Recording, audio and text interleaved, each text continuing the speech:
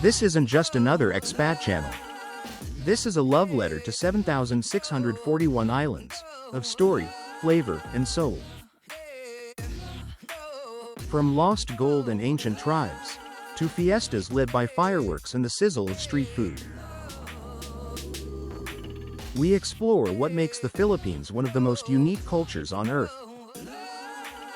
The traditions, the pride, the quiet strength in every corner you never see on travel blogs. I'm not Filipino. I wasn't born here, but the longer I stayed, the more it felt like home. No clickbait, no budget hype, just real stories, real people, real Filipino.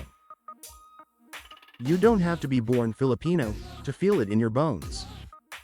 If you've ever fallen in love with a place that changed you, you're in the right place.